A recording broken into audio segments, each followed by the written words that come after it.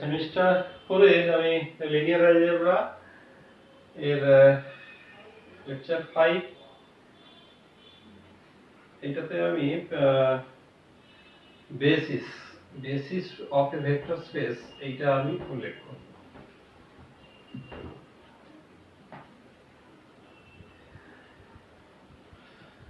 Basis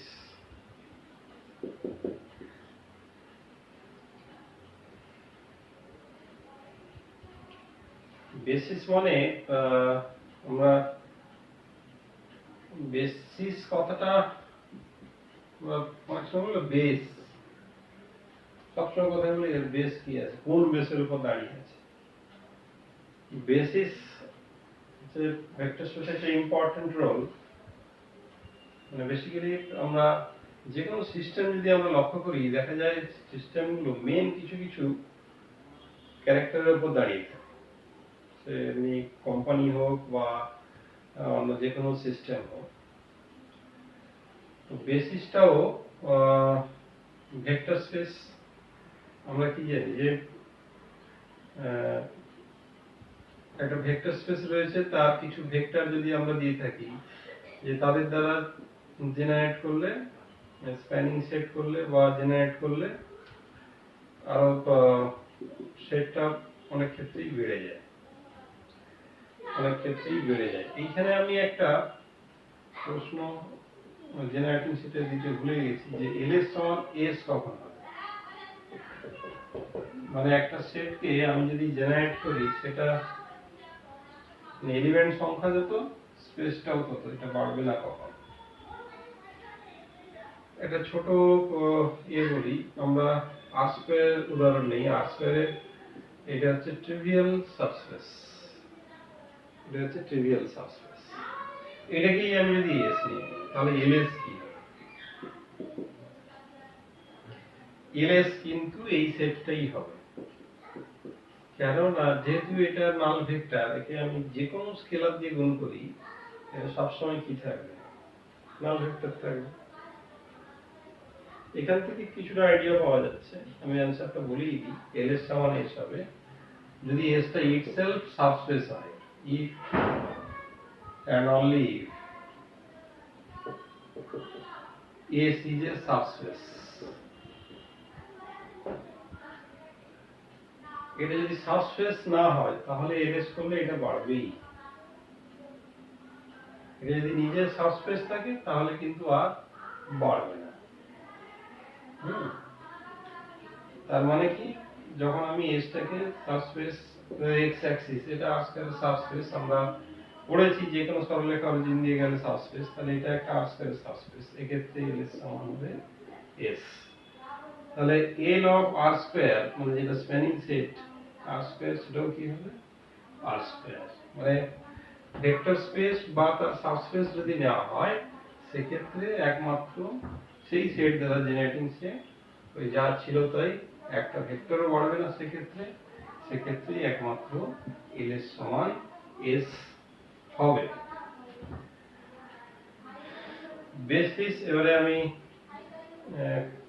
আর square থেকেই শুরু করি। আর স্কয়ারটা আসলে বোঝাতে সহজ হয়, কারণ ছবিটা সবার মাথার মধ্যে কাজ করে।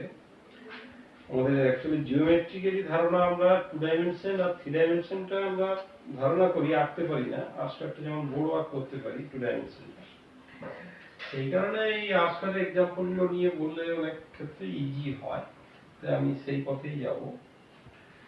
এখন দেখা যাক কি হয়। এই 1 0 আর হচ্ছে 0 1, এই সেটটা নেই। এই সেটটা যদি নেই, এদের সাহায্যে আমি যদি লিনিয়ার কম্বিনেশন করি, স্প্যানিং সেট অফ এস, তাহলে আমরা কি জানি, এক্ষেত্রে এটা আর স্কয়ার এসে যাবে। আগেও ব্যাখ্যা করেছি, হ্যাঁ, বা এটা খুব সহজেই বলা যায়, আর স্কয়ারের যে কোনো এলিমেন্টকে এদের লিনিয়ার কম্বিনেশনে লেখা যায়। আবার যদি 1 0 0 1 1 1 করি, এটাও কিন্তু সেই আর স্কয়ারকেই জেনারেট করি। এই প্রসঙ্গে বলে রাখি, এখানে আর স্কয়ারটি একটু বড় সেট, সবথেকে বড়, তাই যতই করি এর থেকে তো আর বাড়বে না, যেহেতু এটা অলরেডি আর স্কয়ার কে করেছে, এটা যদি আরেকটা বাড়িয়ে হতি এর থেকে তো আর বড় হওয়ার জায়গাই নেই, সেই সেন্সেও আমরা বলে দিতে পারি। এইখানে আচ্ছা, এটাকে আমি S1 এটাকে S2 বলি, S1 তাই। এখন কি দেখা যাচ্ছে না, S1 ও আর স্কয়ার কে জেনারেট করছে, S2 ও আর স্কয়ার কে জেনারেট করছে, কিন্তু এখানে দুটো ভেক্টর আছে, এখানে তিনটে ভেক্টর আছে, এখানে তিনটে ভেক্টর আছে। আমি যদি আরো একটা ভেক্টর বাড়িয়ে দিই তাহলেও সেই আর স্কয়ার কে জেনারেট করবে, কেন আর স্কয়ার টি ম্যাক্সিমাম সেট। আমি S3 সমান দিয়ে আরো দুটো চারটে ভেক্টর বাড়িয়ে দিলাম, 1 1 2 3 এটা দিলাম, তাহলে L অফ S3 এটাও কি হয়ে যাবে না, এটাও হয়ে যাবে আর স্কয়ার।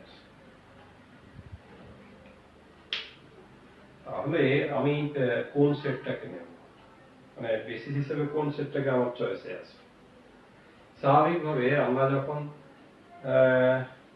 কম সংখ্যক ভেক্টর দিয়ে জেনারেট করতে পারছি, সেই জায়গায় বেশি সংখ্যক ভেক্টর রাখবো কেন? এটা এমনি বিজনেস পারপাসেও আমরা যদি ভাবি, আমার যদি একটা প্রয়োজন দুজন লোকের, আমি সেই জায়গায় যদি চারজন লোককে রাখি কি হবে, চারজন লোকের মধ্যে এক্সট্রা লোকেদের কোনো কাজ থাকবে না, এক্ষেত্রে সেটাই ঘটেছে। তাহলে আমাদের কি করতে হবে না, সব থেকে ছোট যে সেটটা সেইটাকে বেসিস হিসাবে চিহ্নিত করা হবে, তার মানে বেসিস হচ্ছে এইটা। তো এই সব থেকে কম সংখ্যক ভেক্টর দিয়ে যাকে জেনারেট করা যাচ্ছে দ্যাট ইজ এ বেসিস। তো বেসিস হচ্ছে মিনিমাল জেনারেটিং সেট, বেসিস হচ্ছে মিনিমাল জেনারেটিং সেট।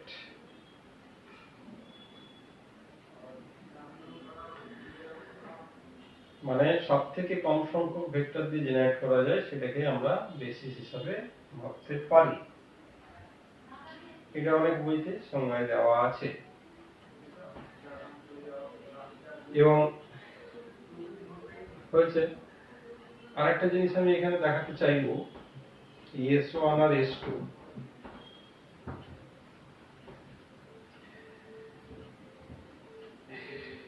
এই মিনিমাল জেনারেটিং সেট, তার থেকে একটা জিনিস ডিডিউস করা যায়, সেটা হচ্ছে যে এটাকেও জেনারেট করলে আর স্কয়ার আসছে, অ্যাজ ওয়েল অ্যাজ এটাকে জেনারেট করলেও আর স্কয়ার আসছে। তাহলে আমি কোনটাকে এটাকে বেসিস হিসেবে বলছি।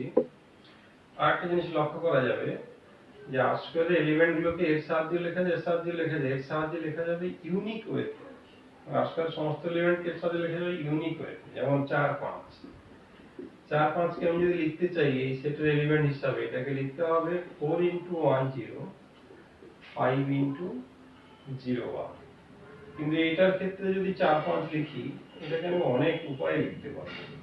3 * 1 0 4 * 0 1 plus 1 * 1 1, 2 * 1 0 3 * 0 1 plus 2 * 1 1। তাহলে যদি S2 দ্বারাও আর স্কয়ারকে জেনারেট করা যাচ্ছে, কিন্তু এখানে অনেক ওয়েতে এক্সপ্রেস করা যাচ্ছে। বেসিস হলে এমনটা হবে না। বেসিস যদি হয় সমস্ত ভেক্টরকে একটা ওয়েতেই এক্সপ্রেস করা যাবে, এর দ্বিতীয় কোনো ওয়ে নেই যাতে এদেরকে এক্সপ্রেস করা যায়। তাহলে বেসিসের এই সংজ্ঞাটাও দেওয়া থাকে অনেক জায়গায়, যে একটা সেট B, এটাকে একটা ভেক্টর স্পেস V এর বেসিস বলা হবে if every vector of V can be expressed uniquely as a linear combination of the vectors of V। তাহলে কি বললাম না, বেসিসকে এই সংজ্ঞাও দেওয়া যায়, the set of vectors V of a vector space V is said to be a basis of V if every vector of V can be expressed uniquely as a linear combination of the vectors of V। এটাও বলা যায়। এইবার দেখা যাবে যে যেটা আমি আগের দিনও ব্যাখ্যা দিয়েছিলাম যে এস দিয়ে একটা ভেক্টরকে জেনারেট করা যাচ্ছে, এস দিয়ে একটা স্পেসকে জেনারেট করা যাচ্ছে, একটা স্পেসকে জেনারেট করা যাচ্ছে। আর যে উদাহরণটা দিয়ে বলি, 1001 দিয়ে আমি কি করতে পারলাম না, আমি আর স্কয়ারকে পুরো জেনারেট করতে পারলাম। আবার 100111 এটার সাহায্য জেনারেট করতে পারলাম, এটার সাহায্য জেনারেট করতে পারলাম। তাহলে একটা ভেক্টর বাড়লো কিন্তু স্পেস বাড়লো না। এই ক্ষেত্রে কি বলেছিলাম না, এই ক্ষেত্রে সেই এই ডিপেন্ডেন্ট ক্যারেক্টারটা ঢুকে আছে। তো মিনিমাল জেনারেটিং সেট ওটা আবার ইমপ্লাই করে যে সেটটা লিনিয়ারলি ইন্ডিপেন্ডেন্ট। তাহলে বেসিস হতে গেলে আবার এই সংজ্ঞাও অনেক বইতে আছে যে একটা সেট হবে বেসিস, একটা সেটকে বেসিস বলা হবে যদি সেটা পুরো ভেক্টর স্পেসকে জেনারেট করে। 2 নম্বর যে ইজ লিনিয়ারলি ইন্ডিপেন্ডেন্ট। এই লিনিয়ারলি ইন্ডিপেন্ডেন্ট ক্যারেক্টার ঢোকাতে গেলেই এই মিনিমাল জেনারেটিং সেটটা চলে আসবে। জেনারেট মানে বেসিস মানে তো জেনারেট করতেই হবে পুরো স্পেসটাকে, ওর সাহায্যে পুরো স্পেসটাকে আসতেই হবে। তার সঙ্গে সঙ্গে ওই এই ভেক্টর সেটটাকে লিনিয়ারলি ইন্ডিপেন্ডেন্ট হলেই অটোমেটিক্যালি মিনিমাল ক্যারেক্টারটা চলে আসে। কারণ মিনিমালটা প্রমাণ করার থেকে ইন্ডিপেন্ডেন্ট প্রমাণ করা ইজি, কেন মিনিমাল প্রমাণ করাটা অতটা ইজি না। তাই কিছু কিছু বইতে বেসিসের সংজ্ঞাতে এটাকেও প্রাধান্য দিয়েছে, কিন্তু কনসেপ্টটা এসেছে মিনিমাল জেনারেটিং সেট থেকে। বা ইউনিকলি এক্সপ্রেস করা যায় সেটাও ভালো সংজ্ঞা, ইউনিকলি এক্সপ্রেস করা যায় সেই সংজ্ঞাটা ভালো সংজ্ঞা। তো সেটা অনেক ভালো বইতে প্রেজেন্ট করেছে, এটাও অনেক বইতে সংজ্ঞা হিসাবে দিয়েছে, এটা কিছু কিছু বইতে দিয়েছে। যাই হোক, অঙ্ক করার ক্ষেত্রে আমার এইটা করতে হয়তো সুবিধে হতে পারে, আমরা অঙ্ক এগুলো সাহায্য করব, কিন্তু ধারণাগুলোকে ঠিক রাখার চেষ্টা করি।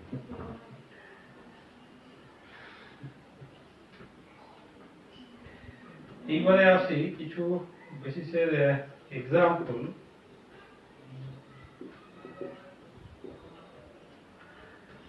এক্সাম্পল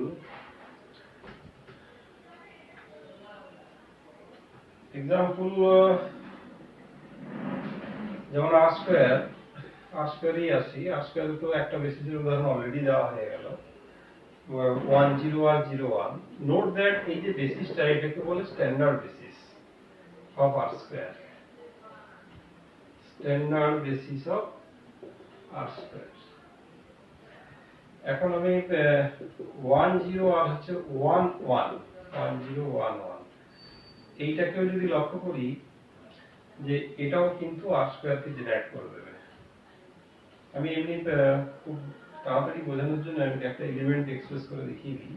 4 5 আগে কি করবো না, আগে এই এলিমেন্টটাকে ঠিক করে দেবো, তাই 1 1। তাহলে আমি 4 করতে হবে, অলরেডি 5 হয়ে গেছে, এটাকে করব -1 * 1।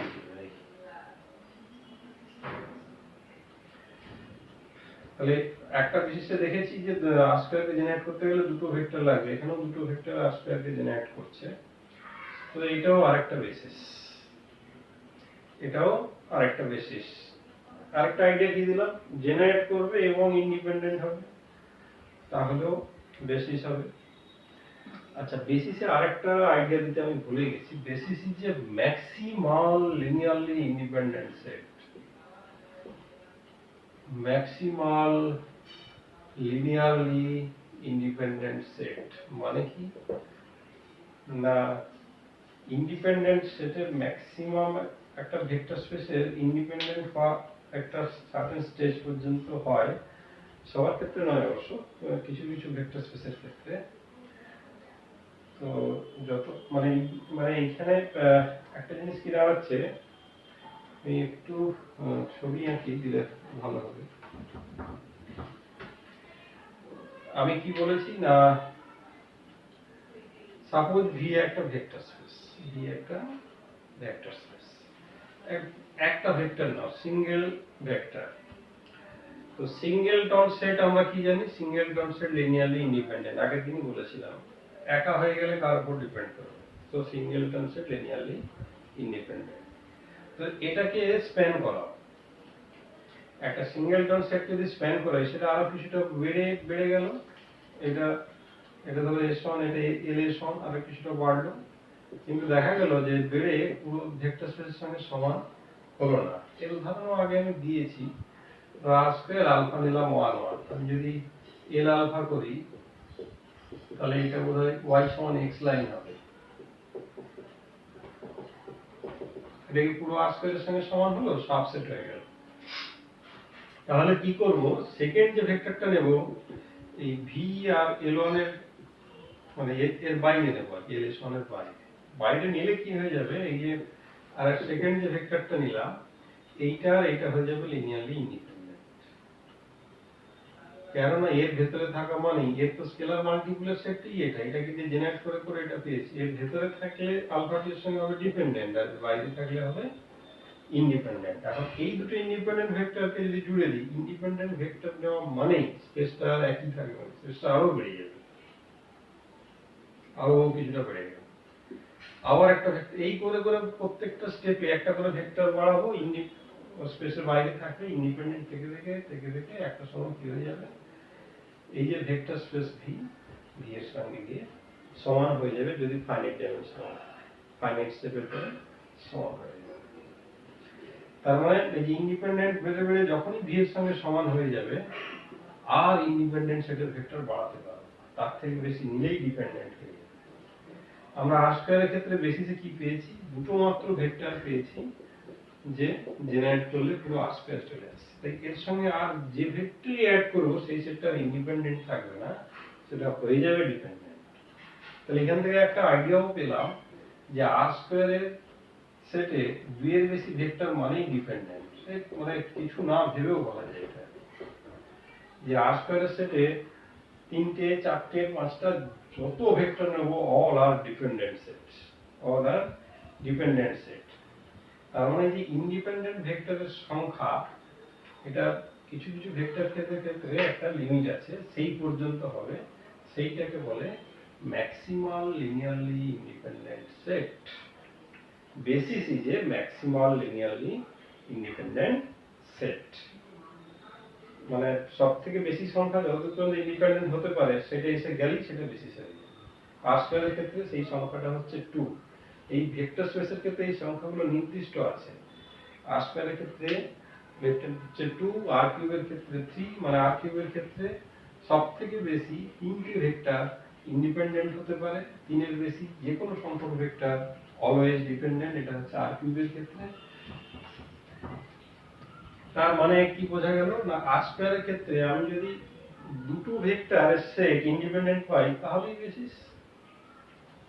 বেসিস, আর ইন্ডিপেন্ডেন্ট আমি কিভাবে দেখা যায়, সহজেই দেখা যায়, সেটার ব্যাখ্যা আমি দিয়েছি 1 1 2 3, এটা ডিপেন্ডেন্ট না ইন্ডিপেন্ডেন্ট, না এটা ইন্ডিপেন্ডেন্ট, কেন না 2 3 কে 1 1 এর স্কেলার মাল্টিপ্লাই করে লেখা যাবে না, দুটো ভেক্টর ইন্ডিপেন্ডেন্ট হতে গেলে একটাকে আরেকটা ডিপেন্ডেন্ট হতে গেলে একটাকে আরেকটা স্কেলার মাল্টিপল হতে হয়। তো এই ক্ষেত্রে স্কেলার মাল্টিপল হিসেবে লেখা যাবে না, তাহলে এটা ইন্ডিপেন্ডেন্ট সেট, দুটো ভেক্টর ইন্ডিপেন্ডেন্ট মানে এটা একটা বেসিস। তাহলে 4 5, তারপর বললাম 11 17, এটাও কি independent, this is another basis, তাহলে এখান থেকে বলি 4.17 39.7, এটা কি হবে, এটা আর স্কয়ারের আরেকটা বেসিস। তাহলে এখান থেকে স্বাভাবিকভাবে আমি প্রশ্ন করব যে আর স্কয়ারে কতগুলো বেসিস আছে, অফকোর্স ইনফাইনাইট সংখ্যক, আর একটু যদি ভালো বলি আনকাউন্টেবল সংখ্যক। So R square has uncountable number of basis, R স্কয়ারে কত বেসিস আছে না আনকাউন্টেবল সংখ্যক বেসিস আছে। তো আমি যেটা আগেও বলেছিলাম, বেসিস পড়া মানে কয়েকটা বেসিসের অঙ্ক করে ফেললাম তা নয়, এই ধারণা কার উপর বেস করে আসছে, কারণ ভেক্টর স্পেসটাই সব জায়গায় আছে। আমি ভেক্টর অ্যালজেব্রা পড়তে গেলে এই বেসিস দিয়ে যখন ভেক্টর পড়বো, এই ধারণাগুলোই অন্যরকম হয়ে যাবে। আমি যখন ভেক্টর অ্যালজেব্রাতে ঢুকে ভেক্টর ক্যালকুলাসে যাব, সেইভাবে এটাকে সাজাবো। এই পরে পরে ভেক্টরে যখন আসবো এখান থেকে নিয়ে যাব। তো বেসিসের ধারণা হলো বেসিস, আমি এখানে আমি এবার number of basis in a vector space, এটাকে বলা হয় ডাইমেনশন। এটাকে বলা হয় ডাইমেনশন। এইখানে কতগুলো ক্লাসিফিকেশন আছে। এক হচ্ছে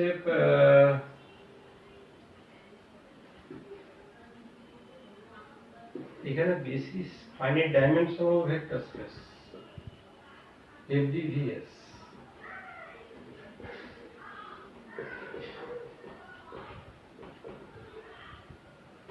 শর্ট নেম FDVS। এই ফাইনাইট ডাইমেনশনাল ভেক্টর স্পেসের ও PR হালমোস এর পার্টিকুলার এই টপিকসের উপর এই একটা বই আছে, হালমোসের ফাইনাইট ডাইমেনশন, খুব পপুলার বই। এটা অনেক দিনেরই এটা পপুলার বই, এটা খুব বিখ্যাত বই। হালমোসের আরেকটা বই আছে লিনিয়ার অ্যালজেব্রা, কম চলে। লিনিয়ার অ্যালজেব্রা প্রবলেম বুক বলে, প্রবলেম বুক। তো PR হালমোস, এটাও একটা বই আছে।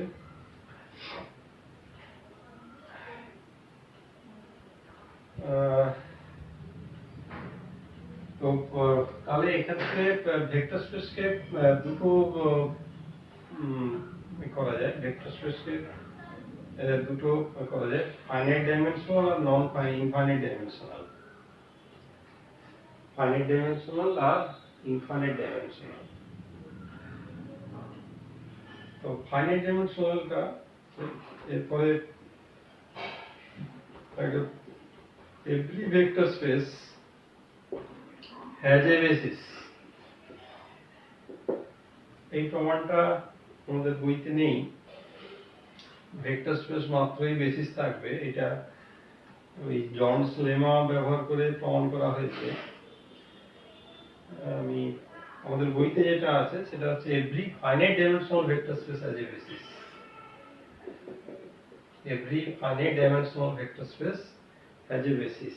ওই আমি যে আইডিয়াটা দিলাম ওইভাবে সিঙ্গেলটন করে একটা একটা করে বাড়াতে বাড়াতে ফাইনাইট ডাইমেনশন হলে একটা সময় কি হবে, ভেক্টর স্পেসের সঙ্গে মার্জ করে যাবে, তাহলে ওটাই হয়ে যাবে বেসিস। কারণ বেসিস হচ্ছে ম্যাক্সিমাম লিনিয়ারলি ইন্ডিপেন্ডেন্ট সেট। তাহলে তাই আমি এই প্রমাণটাতে যাব না, তো এইটুকু জেনে রাখবো যে ভেক্টর স্পেস মাত্রই তার বেসিস থাকবে। কিন্তু এই বেসিস যে সার্চ করা, এটা সব ভেক্টর স্পেসের ক্ষেত্রে সহজ বোধহয় হবে না। আমি এই উদাহরণটা দিয়েছিলাম, set of all convergent sequences is a vector space. তাহলে ওই ভেক্টর স্পেসের আমাদের থিওরি অনুযায়ী বেসিস তো আছেই, তাহলে ওর যদি একটা বেসিস বের করতে বলি, এটা এগুলো হচ্ছে ডিফিকাল্ট কোশ্চেন। যে ইনফাইনাইট ডাইমেনশন হয়ে গেলে বেসিস খোঁজাটা ডিফিকাল্টিজের মধ্যে চলে আসে। আমি পরের দিন ডাইমেনশন গুলো নিয়ে আলোচনা করব, শুধু ডাইমেনশনের উপরেই করব। Dimension very interesting topic. আজকে বেসিস আমি আরেকটু বলে নিই যে ফাইনাইট ডাইমেনশনাল ভেক্টর স্পেস হয়, আরেকটা হয় ফাইনাইট ভেক্টর স্পেস। মানে ভেক্টর স্পেসের নাম্বার অফ এলিমেন্ট ফাইনাইট, যেটা r স্কয়ার, এটা কিন্তু দুটো এর ডাইমেনশন 2, কিন্তু এটা কিন্তু number of vectors in r square is infinite. আমরা জানি r টাই ইনফাইনাইট, r স্কয়ার ও আনকাউন্টেবল। তাহলে নাম্বার অফ ভেক্টরস ফাইনাইট হবে, সেরকম ভেক্টর স্পেস নিয়ে আমি একটু আলোচনা করতে বলবো, কেন এই আলোচনাগুলো অনেক বইতে নেই। আমি এটা বোধহয় বলেছিলাম যে every field is a vector space over itself, or in general f to the power n is a vector space over f।